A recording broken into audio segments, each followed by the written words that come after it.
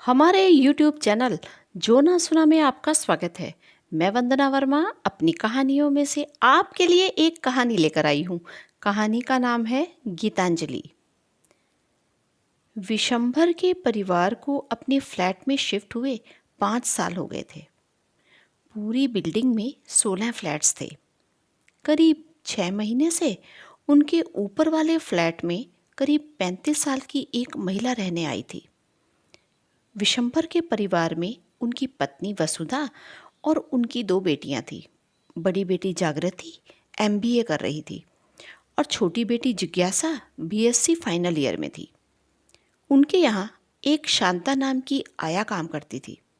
वसुधा काम होने के बाद अक्सर उसे चाय के साथ कुछ खाने को भी दे देती। वसुधा को लगता था भला सुबह जल्दी घर से निकलते समय कहाँ इन लोगों को अपने खाने की सुध रहती है।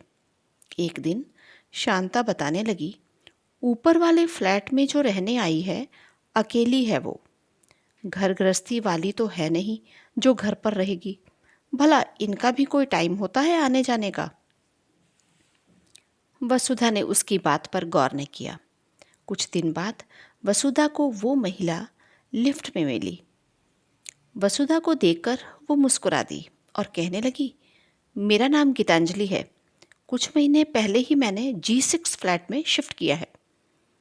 वसुधा ने भी बात को आगे बढ़ाते हुए कहा, हमारा फ्लैट आपके ठीक नीचे वाला है। कभी कोई ज़रूरत हो तो बता देना। इसके बाद दोनों का काफ़ी दिन मिलना ही नहीं हुआ। फिर एक दिन शांता काम करते हुए बोलती जा रही थी, वो अकेली रहती है। कौन कहने वाला है सफाई हुई या नहीं।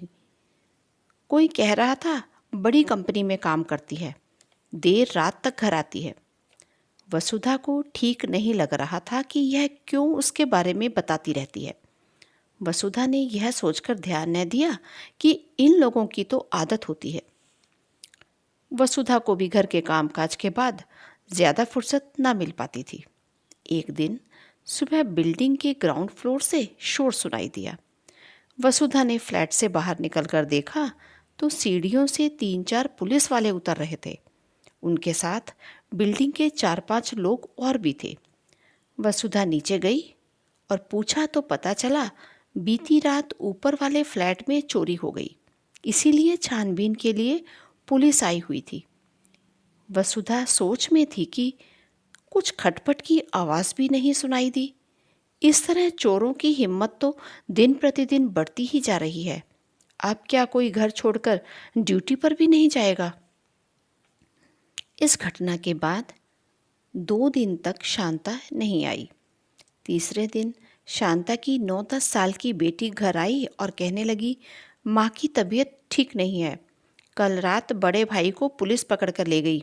उसने आपके ऊपर वाले फ्लैट में चोरी की। माँ का रो रो कर बुरा हाल है। वसुधा ने विशंभर को सारी बात बताई। विशंभर और वसुधा दोनों गीतांजलि के फ्लैट में गए और सारी बात पूछी। गीतांजलि ने बताया कि वो एक प्राइवेट बैंक में जनरल मैनेजर की पोस्ट पर है। काम की वजह से उसे देर रात तक रुकना पड़ता है। उस रात वो एक ज़रूरी मीटिंग के लिए बॉम्बे गई थी और पीछे से यह सब हो गया। दरअसल उसका क्लास फेलो DSP है और पिछले महीने ही उसका ट्रांसफ़र इसी शहर में हुआ है।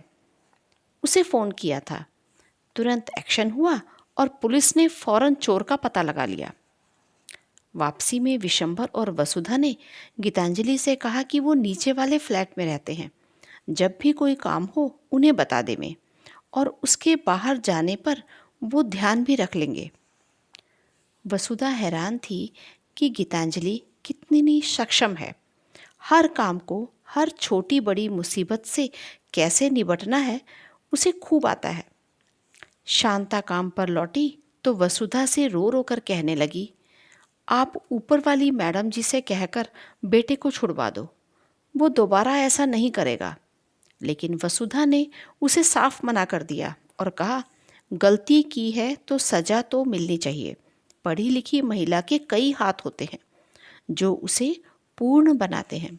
वो कभी अकेली नहीं होती। उसकी पढ़ाई लिखाई उसे हर मुसीबत से निकलने में सक्षम बनाती है। शांता से कुछ कहते ना बना और वो चुपचाप अपना काम करने लगी।